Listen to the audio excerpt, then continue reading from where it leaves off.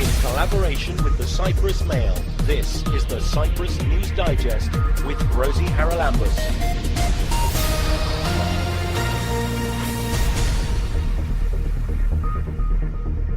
Coming up on the programme this week, we'll get the lowdown on this year's Cyprus Film Days festival, which started last night in Limassol. The president of this year's jury is Abel Ferrara, the legendary filmmaker who has directed iconic films like The King of New York, Bad Lieutenant, The Addiction, and he will also give a masterclass. We'll talk at length to the Cypriot participant in the Euro-Arabian North Pole expedition as they make their way to the top of the world. So you've got ice that thickens up over the winter, and then come this period of time, it's still apparently thick enough to build stations on and land planes. One more thing to keep in mind, of course, is because it's only sea ice, it means it can crack. It goes with the current, it moves with the current, it could smash onto another piece of ice, and it's a completely different ballgame to crevasses. And a good start to the race season from Tio Ellinas, the Cypriot driver who's taking part in the Porsche Carrera Cup GB. Good weekend overall from where we started, and we assessed a lot of data with the team, a lot of things that we needed to get in place. Fans of the cinema have a treat coming up. It started last night in Limassol and will continue in both Limassol and Nicosia. I refer to Cyprus Film Days 2018. Lots of different things coming up, and joining us to tell us exactly what is Kostas Konstantinidis, who's one of the members of the jury. So, what is coming up, Kostas, and what's the idea actually behind these film days? Because I remember when they started, gosh, way back when. 16 years ago. So they started very humbly. There were screenings of films that received many awards in big festivals like Cannes, Berlinale, Venice Film Festival.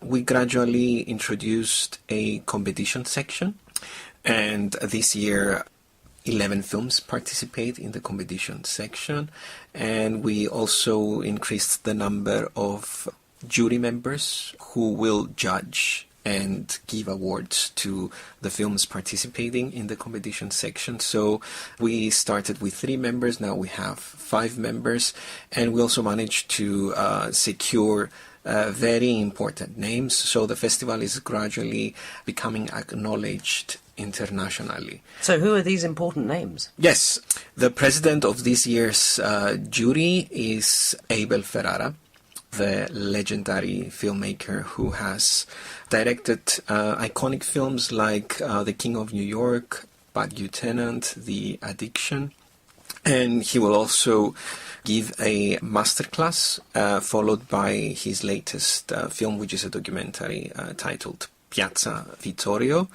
And the other members of the jury are Elina Psychou, who is a female Greek director and scriptwriter, and she will also present her latest film, which is titled Son of Sophia, and the specific film is nominated for 13 Iris Awards, which are the awards given by the Hellenic Film Academy. Ralitsa Petrova, a Bulgarian female director, who won the award for Best Director in last year's Cyprus Film Days, and she's returning as a member of the jury. Petros Charalambous, Cypriot filmmaker, who won the Audience Award last year for Boy on the Bridge. And Olivier Klinkart, who is a Belgian film critic.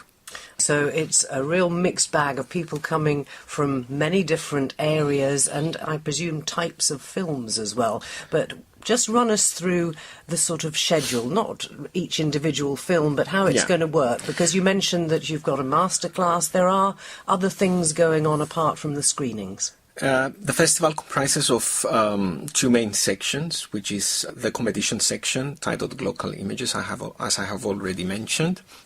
The Viewfinder section, where we screen films out of competition, and these films are films created by established filmmakers and won awards. For example, we're screening Florida Project in the Viewfinder section, Lucky, which is a US film. Florida Project is also a US film. Duty, a film from Palestine, and Sweet Country, a film from Australia, and these films won awards in major film festivals. And Florida Project, for example, was nominated for a couple of Oscars. And there's also a national competition section this year. And 3 films compete for the Best Cypriot Film Award, and 4 films for the Best Cypriot Director Award.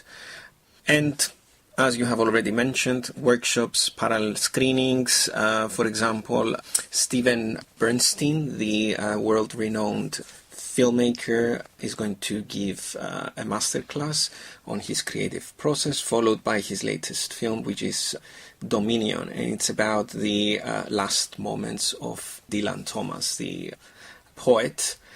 And so there is a lot of stuff going on, yes. But I guess you can't tell us all, and we can't remember it all in a short radio chat. Where can people find the details online? I can see that you've got a leaflet as well. Where are those available so that they can plan where they're going to watch, what they're going to watch, and so on?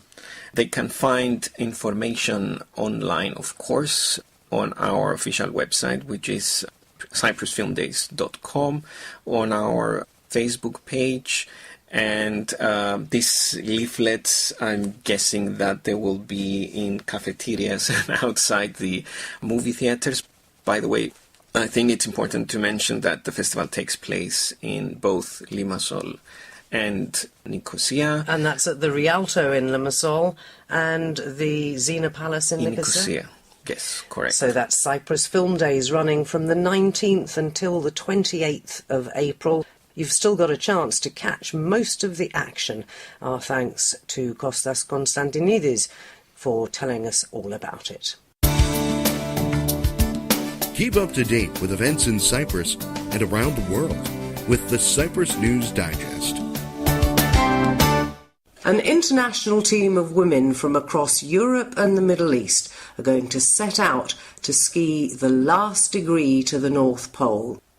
And one of the members of this expedition is a Cypriot lady who not so very long ago was one of an all-women team who skied all the way to the South Pole. She is Stephanie Solomonidis, and she joins us now. Stephanie, you've done the South Pole. What was it that made you want to also do the North Pole? To be absolutely honest, I think the driving factor for my decision was that this expedition was another expedition organised by Felicity Aston. As you may remember, Felicity Aston also organised my South Pole expedition. It was such a great experience, and her leadership style is just marvellous. So, I've always kind of said that if I was going to ever do another expedition, I would want it to be ideally on something with Felicity again. So I've been very lucky that she had this vision to create a brand new team, a larger one, again with all these various wonderful countries, to prove once again that women can achieve whatever they want to achieve, especially in situations such as this, which is fairly extreme. And particularly extreme for those women who are coming from Arabian cultures, where not only the weather conditions but the whole scenario must be very alien to them. Oh yes, absolutely. It's definitely, I'd say, along the same lines of how we feel about, as Cypriots. We're not very used to the cold, or we don't naturally like the cold, and even more so for these desert countries. And what's comes to mind is our first training camp in Iceland, where the Arabian ladies, not so much struggled, but there was definitely an impact of this cold in Iceland, the training, the snow, skiing. And then, of course, Felicity turn the tables on the Europeans by sending us all down to Oman for a training camp through the desert. And it literally switched the tables. The Europeans struggled so badly in the desert, in the heat, whereas, my Arabian teammates were completely at home. It was just such a weird experience. Well, that, I suppose, is part of Felicity's way of what she would say is fostering a greater dialogue and understanding between women from these different cultures. Oh, yes, absolutely. I mean, you come to empathise and sympathise a little bit more about each person's struggles and, I guess, the cultural differences, if not the environmental differences. So there's no better way to learn something about someone aside from sticking these people in a tent and making them work together as a team for any sort of period of time.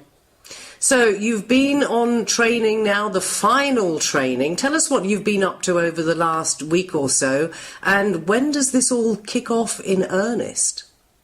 We had a final training in Iceland back in February.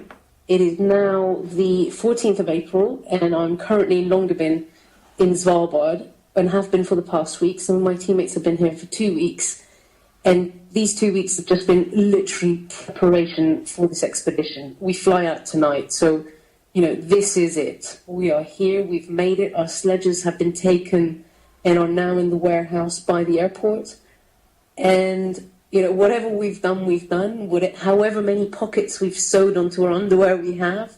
Hopefully we've packed everything. I'd be completely in fear if we haven't. And this is it. So you're flying to where, and what do the next few weeks hold for you? So the flight path is actually Longyearbyen to Borneo. So Borneo is a seasonal floating station. It's set up by a Russian operations company. They literally parachute men down from an airplane in April, a couple of weeks before the camp is set to receive visitors.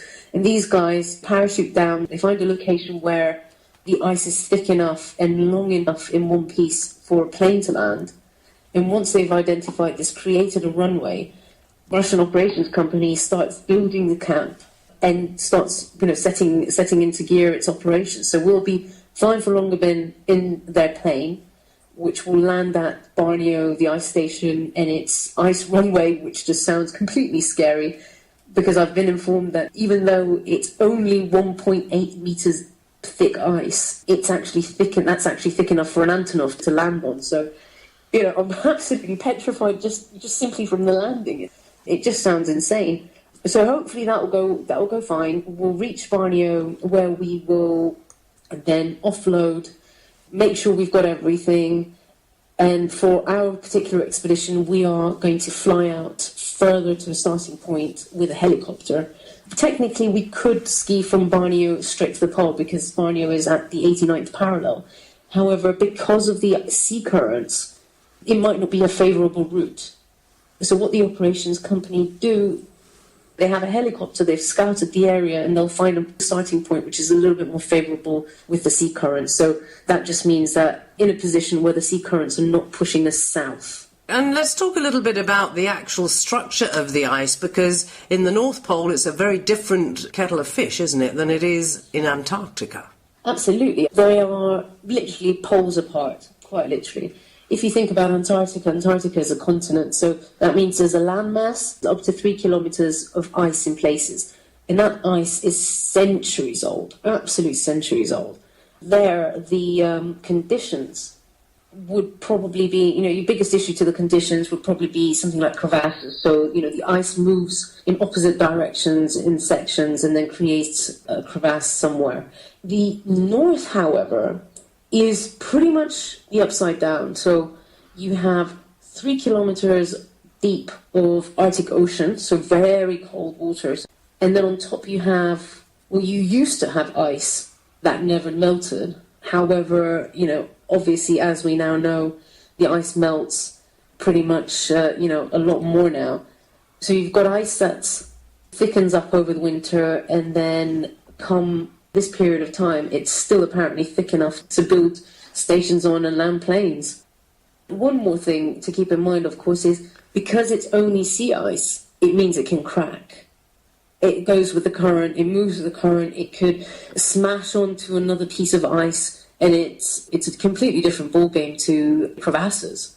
So you're all dragging your sledges. If you happen upon a spot where the ice is thinner and it starts to crack, what do you do? Well, you find another route. So, I mean, it's just petrifying, isn't it, when you think about it, really? A completely plausible scenario, you're skiing along, so you've got one person at the front who's the leader.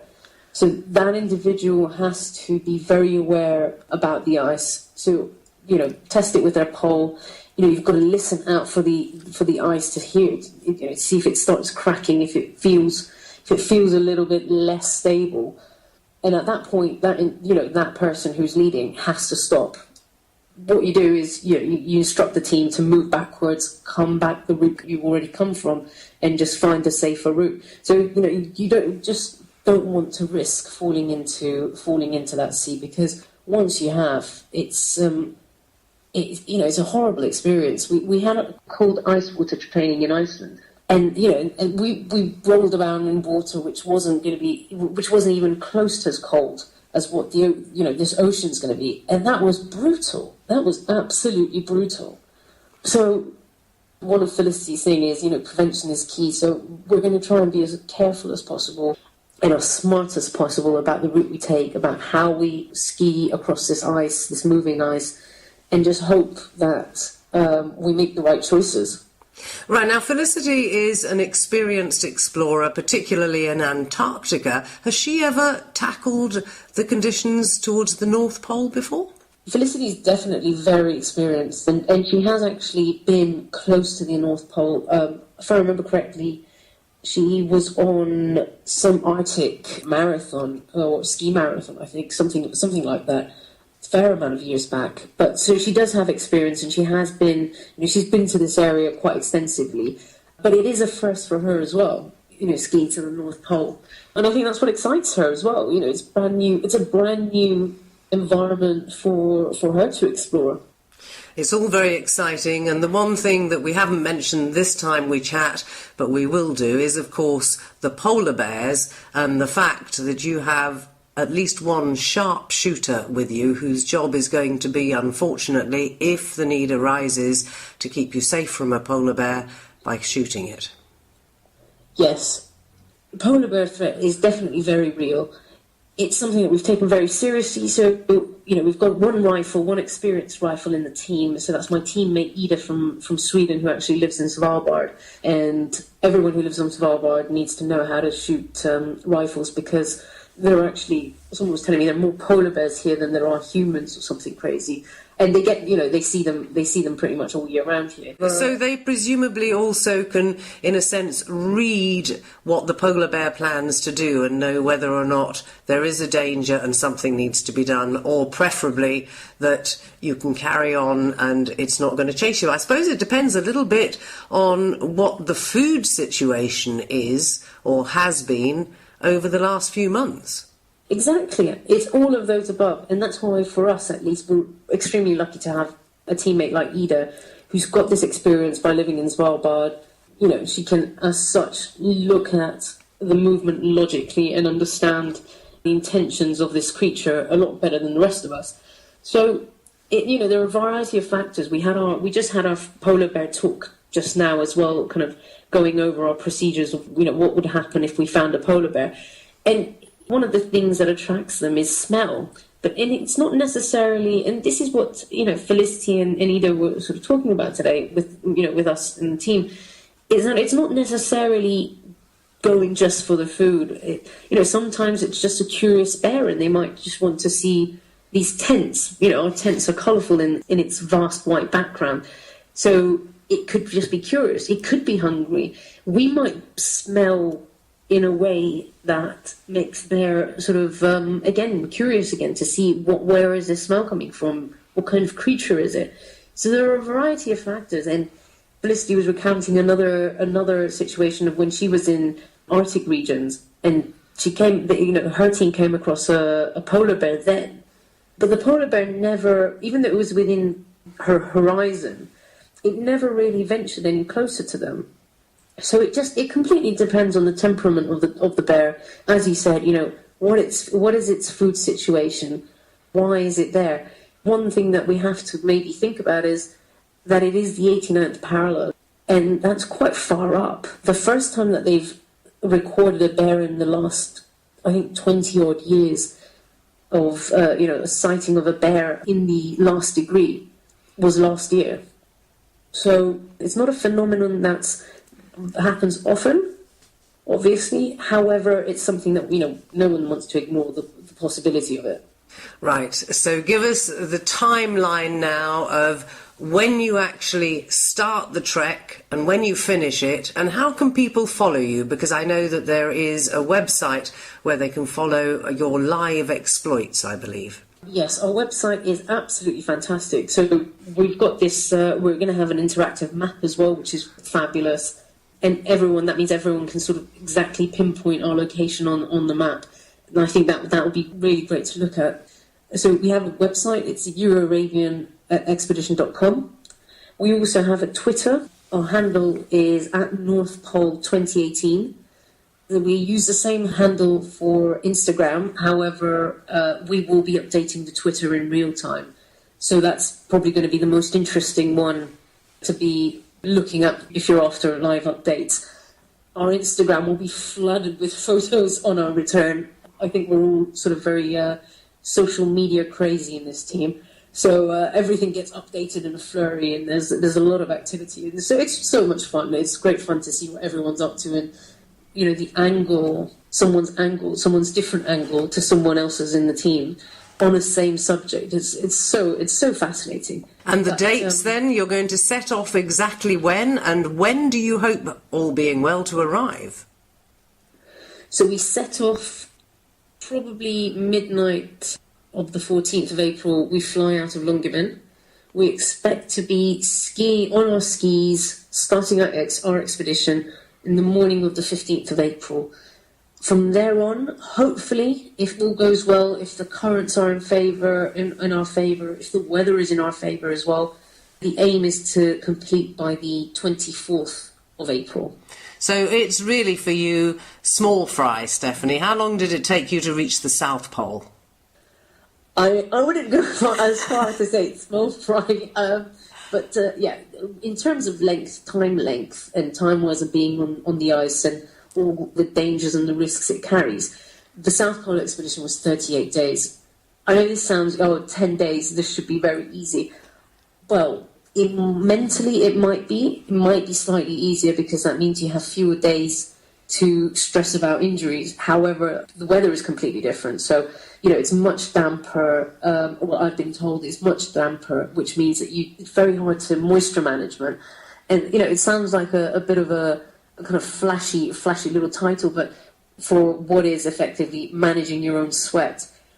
But as probably quite a lot of your listeners know already, when you sweat and you're in a cold environment, the sweat can freeze on you, and it will make you colder. So the fact that we're in a damper environment, I sweat a lot. I had that issue with sweat and getting cold in Antarctica, and having to be very careful not to get frostbite.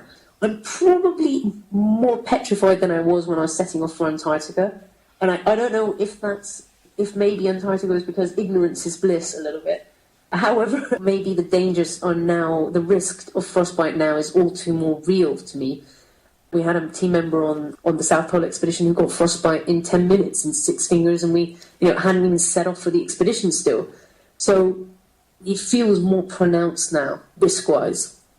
Well, we wish you the very best of luck, and indeed the rest of the team. We'll talk, I'm sure, when you're back on terra firma, as it were, after the expedition. We've been talking to Stephanie Solomonides. She grew up in Cyprus, and she was a member of the record-making Kaspersky Lab Commonwealth Women's Antarctic Expedition in 2009. She did, incidentally, become the first Cypriot, that is male or female, to ski to the South Pole. It was a distance of some 911 kilometres and took, as she told us, 38 days. She acted in 2012 as the home support during Felicity Aston's Trans-Antarctic expedition, and she's heading off for the North Pole as she continues her explorations. We wish them luck. And in other news this week, the big story on Monday was the meeting of the leaders of the two communities in Cyprus, President Nikos Anastasiadis and Turkish Cypriot leader Mustafa Akinci. They held, according to the UN anyway, a frank and open exchange of views when they gathered at the house of the UN Secretary-General's Special Representative in Cyprus, Elizabeth Speha, in the buffer zone in Nicosia. Greeting them as they went into the meeting and then a dinner were demonstrators from various organisations, and they were demanding that the leaders get on with it and come to some sort of an agreement to kickstart the failed Cyprus reunification talks. However, when he returned to the presidential palace, President Anastasiadis said that no side would object to the possibility of the UN Secretary-General appointing a special envoy to look into the possibilities of a new dialogue, and this would, he said, determine if a new preparatory period could be launched. But when he was asked if there was common ground at the meeting, he said, only if you consider common ground to be the realisation that both sides stuck to their positions. So perhaps not a very auspicious start to a move for Cyprus reunification talks. And at the other end of the island, particularly in Paphos, well, there are terrified Britons, apparently, ready to flee Cyprus in the aftermath of the airstrikes on Syrian targets at the weekend. UK media reports have shouted up the headlines, and people in Paphos are not happy. It's ridiculous, said one. This is utter nonsense and there's no need to panic. We're perfectly safe and this is irresponsible reporting. Cyprus is a fantastic place to live and to holiday, and no one should cancel their holiday here. We're not on any sort of alert, and daily life on this glorious island goes on as always. Well, that, of course, is pretty important because tourism is a very big factor in the island's gross domestic product.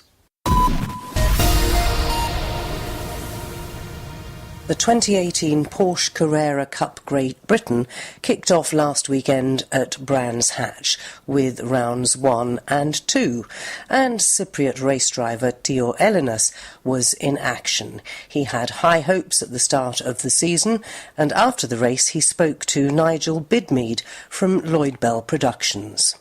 Crazy race from the beginning because we had two safety cars and it was dry to begin with and started to rain as well.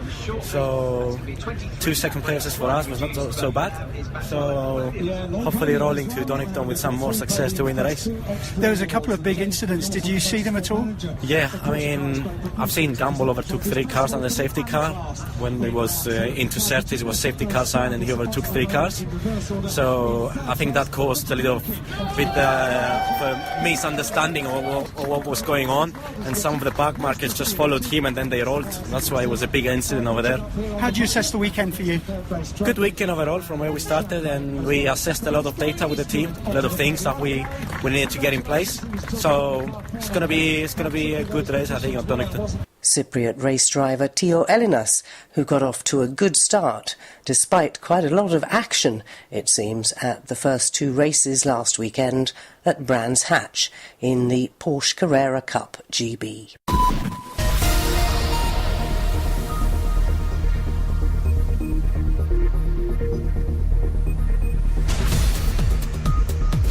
Well, that about wraps up this edition of the Cyprus News Digest. Many thanks for your company.